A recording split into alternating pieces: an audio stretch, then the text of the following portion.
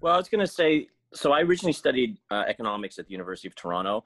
So I naturally look at things through that lens. And in economics, we're constantly looking at economic incentive.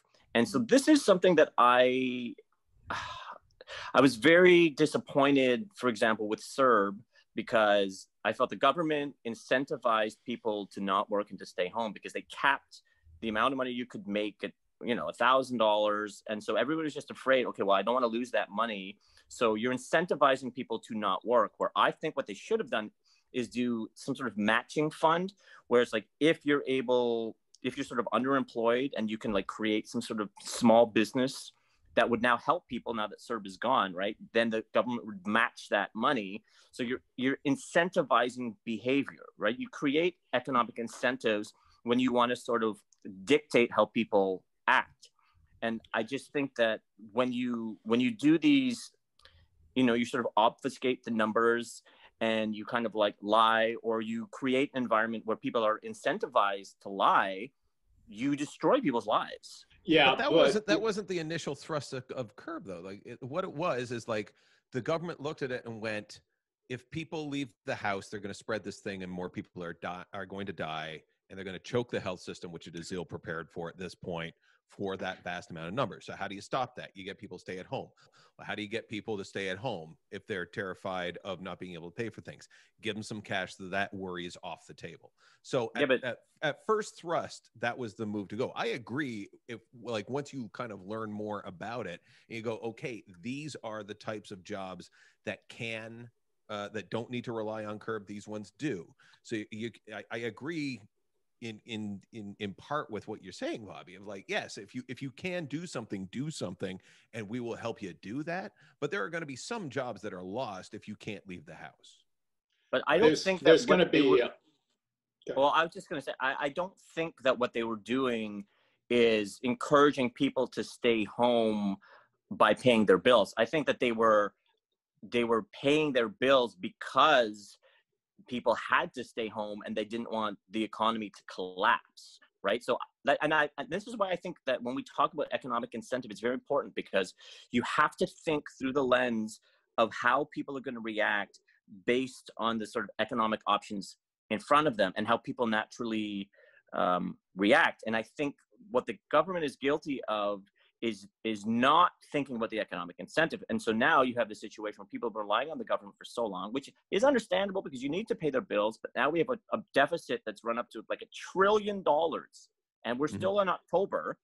And now you've taken CERB away. EI is way more restrictive. And now all these people who've been leaning on the government are kind of fucked. And it's like, if 6 months ago, you would have still encouraged them to stay home, but maybe if they have a home-based business, right? Maybe everybody gets, here's a website, here's a way to create a digital economy through economic incentives. Maybe they could be living off that money now, or at least supplementing that money. Yeah, but you're talking about a very narrow demographic that actually has the necessary skills to go out and do so. You're actually talking about a pretty savvy group of people. I mean, I know for myself, I see and have seen all kinds of hardworking people that just don't have the knowledge base to do that. And one of the things that I think we have to recognize is that our highly technological society advantages people who are able to adapt to that technology, who are able to use that technology. There are so many people out there that just don't have that brain set to actually adapt to what a lot of people consider runaway technology.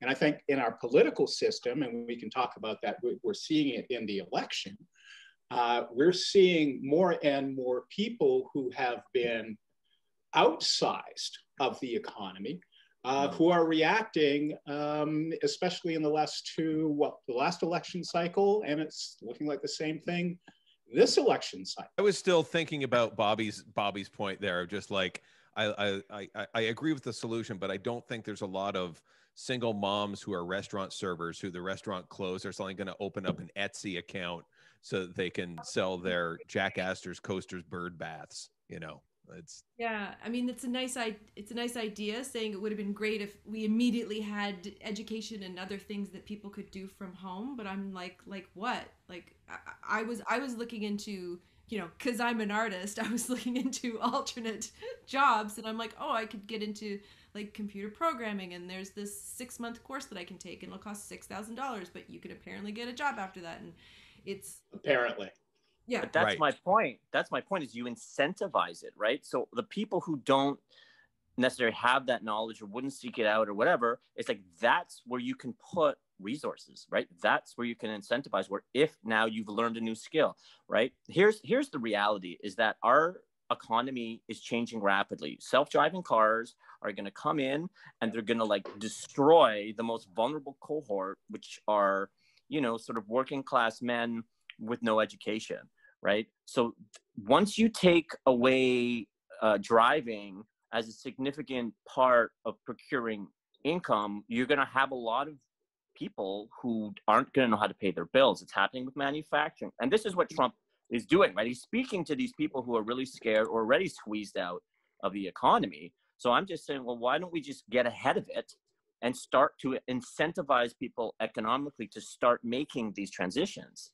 Yeah, but what you're suggesting they transition to, they're incapable at this point. Like there are so many job training, and I've gone through it myself, so many training programs, government funding training programs that eventually start seeing like a Band-Aid solution, the government's way of saying, hey, this is our public service.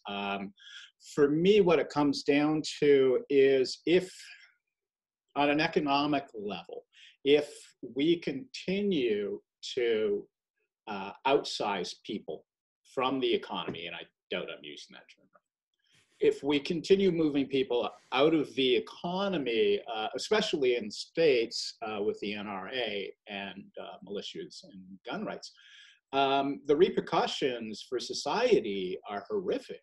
I mean, I'm seeing that in Canada with these tent cities that are popping up. We just had a guy, Alexandria Park, who died, who obviously had some mental issues, but, you know, more and more people are going to be dying in those tent cities, and there's more and more people that are going to be in them.